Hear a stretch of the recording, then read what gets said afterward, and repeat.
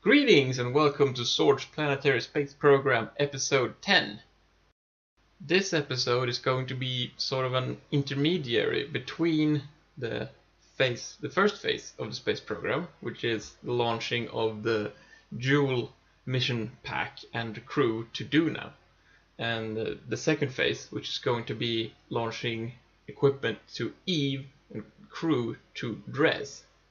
And since the launch windows for both Eve and Dres are quite far away, this episode is going to focus mostly on the correction burns for the three crafts going to Joule and some upgrades for the stations in the Kerbin system.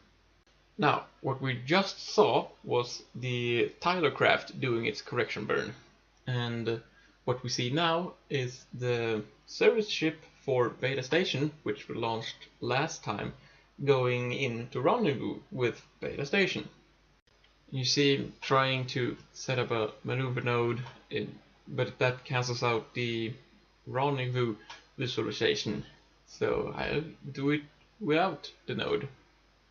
And even at this very different orbits intersecting here, the relative velocity is very small, which is one of the reasons I chose Minmus for this kind of operation. Now we're coming into dock. Since we're flying the service ship, docking is easy, so we're going to separate this craft, but it doesn't undock. This is the undocking bug. I want to undock the service ship and the RCS tanks, but it doesn't let go. So I try redocking, it doesn't work.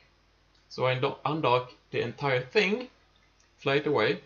Now I can undock just the fuel part. So I redock and I redock. This should reset the docking states for both these crafts, and indeed it lets me undock. A bit of weirdness and a bit of game bugs, but we should hopefully be done with that now. And we're done with the docking. And now we are launching one of the mentioned upgrades for the space stations. This is the third station hub we're launching. This one is going to, well, the only station we have left, which is Beta Station. And we start by, of course, launching it and docking it to Alpha Station for refueling and rendezvousing with the Pusher, which is our always reliable and very useful vehicle. And as you see, this thing is about as difficult to dock as it gets, with the RCS thrusters on one end and the craft being bulky and heavy overall. So when that's done, we refuel, undock, and move it away a bit so that we can undock our Pusher and dock the two crafts together. And thankfully the Pusher is a relatively very agile craft. So as long as I'm using the Pusher for docking, it's not a problem. There. And now the next step is to plan our trip to Minmus. We've done this many times, so I'm going to cut it. So we have set up our encounter, and we're going to test our engines, and yeah, looks good. Actually, we are pointing the right, yeah, okay, because the node is on the other side of Kerbin. It's 180 degrees, and we lowered our periapsis inside the atmosphere. That wasn't very smart, but it's easy to fix. Just do a bit of anti-radial, or a radial burn. I think it's radial, yep. And then we warp our way through the upper atmosphere. And we do our burn. And on the way out, when we're almost done, we get a Mun encounter, which is usual. Remember that it will become important later. And we extended our orbit out to Minmus.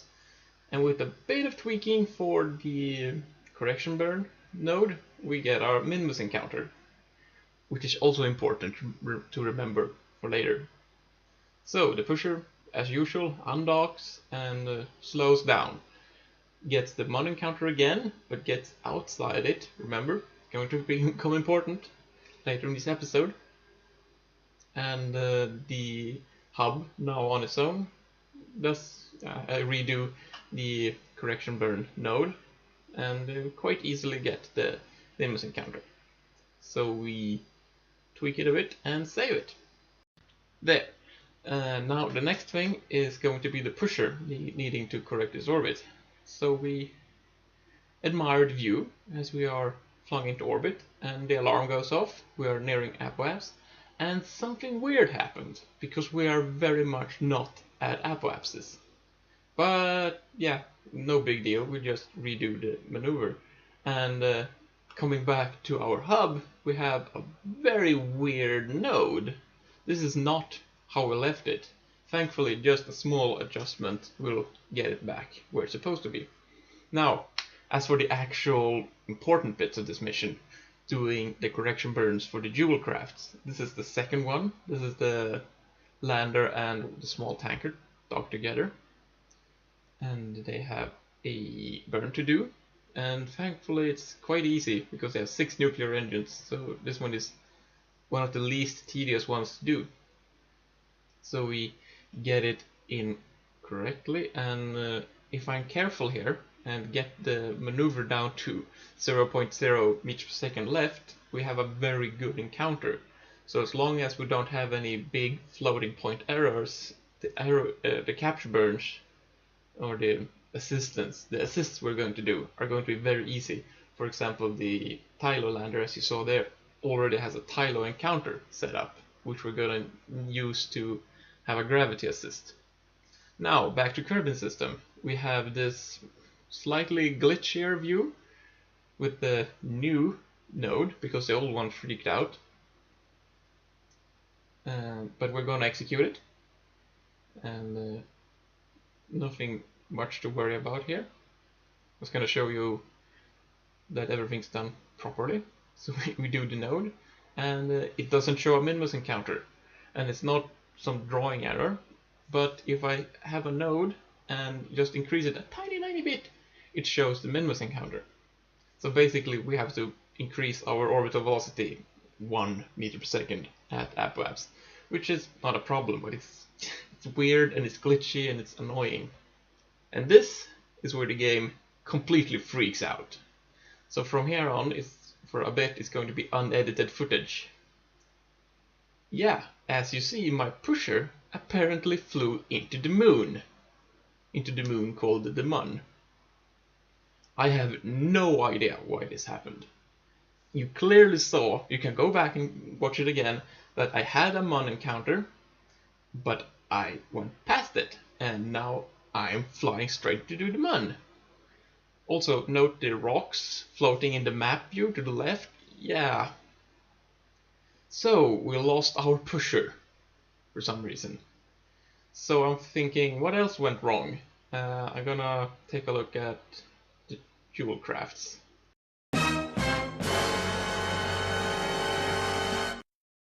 Oh, it's that time of year again. Non-NAN bug. So I did what any reasonable person would do. I forced quit the application, restarted the game, not giving it a chance to save, and go back in. Check again. Yes, it is still there. Whew, we made it. Or, well, it didn't explode, and it's where it's supposed to be. The encounters look good, the maneuver nodes are still saved, and the Tylo craft looks good. This craft looks bad. The node had moved, and Minmus is past the point where it's supposed to be for when we're going to encounter it. So Minmus moved in its orbit, or we moved in. Something weird happened. And, well, a maneuver node is going to give us the encounter. So I make the decision to run that node, but use fuel cheats because the game cheated me, so I cheat the game back. Speaking of cheating, here is me launching the new pusher. So we're gonna replace the old one, which the moon decided to kill, with a new identical one. And I do not want the old one, the new one, to be arriving empty, because that would mean I would need to launch more fuel, and you know, the game cheated me, so I'm gonna cheat the game back. So this thing's running with infinite fuel. However, it's not designed to run with infinite fuel. As you see, we fail to launch this thing. Yes. It's clearly supposed to run with less fuel and less mass. And missed our encounter with the station. So this is really bad.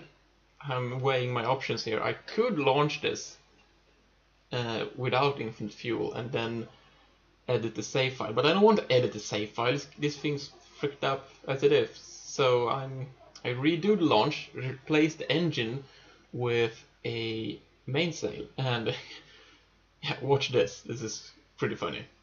So the SRBs run out, I eject them, turn on infinite fuel, and the SRBs come back with a vengeance. Yes, that's pretty funny actually. Yeah. So this is a failed launch, I would say. Oh there. Oh, back to the VAB and remove the boosters. Not like we need them anyway. We have the mainsail and infinite fuel. So wait for the encounter and launch. Oh, this is so bad. Cheating is so hard. Damn it. Okay, we need struts. We need lots of struts. Okay, there. This should be good. Man, I never thought cheating would be so hard. So yeah, wait for encounter and launch. Okay, we're not folding our spacecraft together. There's no SRBs that can go feral and start hunting us again. And yeah, it looks good. Yeah, this launch actually worked, so I'm gonna cut it. And just to show you that cheating really is hard, when I detach the stage, I suddenly remember it doesn't have a probe core, because it's not supposed to be detached this late. So it's debris, and take that debris. Ah crap, it didn't deorbit it properly, or at all. So we're just gonna have to terminate that flight, because it's not even supposed to be there, because the moon isn't supposed to eat spaceships, at least not unprovoked. But anyway, we dock the new but identical to the old pusher. I was thinking about making improvements to the design before I launch it, but that would be benefiting from the bugs, and I'm not trying to benefit from the bugs. I'm trying to repair the damage. Even though you could argue I actually get more fuel than I'm supposed to have. Anyway, going to do the burn, which I'm going to use infinite fuel for, not because I need it, but because it's a principle. It's a matter of principle. And luckily we don't have a time to keep, or we have a time but it's very far away. So the extra 2 weeks or 11 days we have to wait for this encounter to happen isn't a problem. So just have to wait. And as of the actual business of the episode, we are finally doing the correction burn for the last, or the first, the biggest ship of the Joule fleet. And we are setting up this one too to have a Tylo encounter on arrival, which we're gonna tweak once we get there to make it a gravity assist. And back to this craft, we're trying to wrap this episode up. It's gone on for long enough. We arrive at Minmus. We're gonna do some counter planning to get us where we need to be. So first node, need to point the ship in the right direction, but all these nodes are very small, so they're gonna be quick, rapid fire nodes. So we execute the first node pretty fast, execute the second node also very fast, and we execute the third node, which is also pretty easy. just going to be a bit more careful here to make sure the encounters look good. So we quickly warp around Minmus, one orbit, and we are closing in on the station with a relative velocity of a few meters per second. It's pretty nice flying around Minmus. So we arrive, and I'm deliberately docking this the wrong way around because I want to transfer the fuel from the transfer craft, which doesn't have its own docking ports. Which, yeah, it's a bit of a design flaw, but we work around it this way. So we transfer out most of the fuel in RCS from the craft, giving it enough to get rid of itself. And we take out the service ship, and we're gonna use, yeah, you know the deal. I bring this adapter and I use it to dock to the hub, which, you know, it's a rotating target, but docking to a rotating target isn't that hard. Depends on the target. Anyway, we get the hub, turn it around, and redock it to the station. This isn't terribly exciting, so I'm just gonna make sure to cut it a bit short so that the episode can end anytime soon. And yeah, here's what the station looks like now. Just thought you may want to see that. Now, as for our piece of debris, I'm using the RCS thrusters to bring its orbit down to Minmus. And time warp, that's not cut. That's just 4 times acceleration on highest time warp. So once we get down into low Minmus orbit, we circularize and keep burning to bring us down to the surface. And once we're here, we end up on a ridge very close to the original landing site on Minmus. So I'm just gonna land this thing here. This thing is not adapted or designed to land at all. I actually didn't consider it a possibility even when I built it. So I think this should be challenging enough to land. Well, actually, it's very easy because we're on Minmus, and landing on Minmus is super easy. And this is gonna be the last thing we do on this episode. So we're just gonna touch it. Yes. Stand. Ta-da!